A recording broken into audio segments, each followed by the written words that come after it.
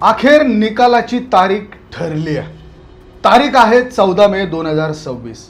मंडळी, पवनराजे निंबाळकर हत्याकांड प्रकरणात निकालाची तारीख ठरली. काँग्रेसचे नेते पवनराजे यांची दिवसाढवळ्या हत्या झाली होती. त्यांच्याच गाडीमध्ये त्यांची हत्या करण्यात आली. 20 वर्ष निकालाला लागले. 14 वर्ष सुनावणी सुरू होती. पवनराजे निंबाळकर यांची हत्या कुणी केली, का केली, तेव्हापासून ते आतापर्यंत या 20 वर्षांमध्ये काय काय घडलं, या सगळ्यांविषयी व्हिडिओमधनं सविस्तर माहिती जाणून घेऊयात. तर मंडळी, हा व्हिडिओ शेवटपर्यंत त्यासाठी तुम्ही नक्की बघा. काँग्रेसचे नेते पवनराजे निंबाळकर मुंबईहून पुण्याकडे निघाले होते. आता मुंबई पुण्याचा जो हायवे आहे, तो हायवे आणि त्याच्या आधीच कळंबोली या ठिकाणी त्यांच्या धावत्या गाडीवर जोरदार गोळीबार झाला. पवनराजे निंबाळकर आणि त्यांचा ड्रायव्हर समत काझी या दोघांवरही गोळीबार झाला आणि त्या दोघांचाही मृत्यू झाला. त्यांची हत्या झाली. पवनराजे निंबाळकर यांना 2 गोळ्या लागल्या. त्यातली एक गोळी त्यांच्या डोक्याला लागली आणि काझी यांच्या अंगावर जी गोळी झाडली गेली ती त्यांच्या आरपार गेली. ते जागीच ठार झाले. पवनराजे काही क्षण तडफडत होते आणि नंतर त्यांचा मृत्यू झाला. हे हत्याकांड अत्यंत हादरवून टाकणारं होतं. त्यावेळची राजकीय परिस्थिती बदलवून टाकणारी ठरलं. कारण चुलत भावाने चुलत भावाची हत्या केली असा आरोप आहे पद्मसिंह पाटील यांच्यावर की त्यांनीच त्यांच्या भावाची हत्या केली. कारण राजकीय वर्चस्व, राजकीय इन्सिक्युरिटी आणि त्यामुळे हे हत्याकांड घडलं असं बोललं गेलं. 16 महिने या हत्येचा कट रचला जात होता आणि 25 लाख रुपयांची खंडणी या प्रकरणात दिली गेली अशी माहिती समोर आली. 2 शार्प शूटर्सना बोलवलं गेलं. त्यांनाही 25 लाखांची खंडणी दिली गेली आणि त्यांनी हत्या करावी याकरता परदेशी शस्त्रसुद्धा मागवली गेली. 4 जुलै 2011 पासून म्हणजे 14 वर्ष या प्रकरणाची सुनावणी सुरू आहे. 3 जून 2006चं हे प्रकरण आहे. याच दिवशी पवनराजे निंबाळकर यांची हत्या झाली. तेव्हापासून 3 वर्षांनी जेव्हा स्वतः पद्मसिंह पाटील खासदार होते तेव्हा त्यांनी पहिल्यांदा या प्रकरणामध्ये अटक झाली आणि 2011 पासून म्हणजे 4 जुलै 2011 पासून या सगळ्या प्रकरणाची 14 वर्ष झाले सुनावणी सुरू आहे.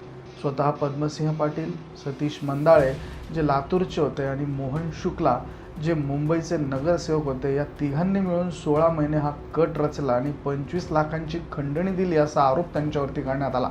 या सगळ्या प्रकरणामध्ये त्यांना जी मदत केली, पार्सल हे पोहोचवण्यात आलं आणि दिनेश तिवारी जो शूटर आहे, दिनेश तिवारी, पिंटू सिंग यांना यूपी बसपा नेते कैलास यादव आणि शशिकांत कुलकर्णी म्हणजे छोटा पांडे या सगळ्यांनी मिळून ही हत्या घडवून आणली असा आरोप आहे. पद्मसिंह पाटलांसह एकूण 9 आरोपी यात आहेत. सगळ्या प्रकरणामध्ये महाराष्ट्र पोलीस, CID आणि CBI या 3 यंत्रणांनी मिळून 20 वर्षात वेगवेगळ्या टप्प्यांवरती तपास केलेला आहे. साधारणपणे 1200 ते 1300 पानाचं आरोपपत्र तयार झालं आहे.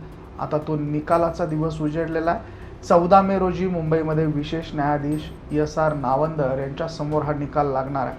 20 एप्रिल 2026ला म्हणजेच एकच दिवस आधी या सगळ्या प्रकरणाची सुनावणी पूर्ण झाली आणि त्याच दिवशी निकालाची तारीख निश्चित झाली. तर ही तारीख आहे 14 मे 2026.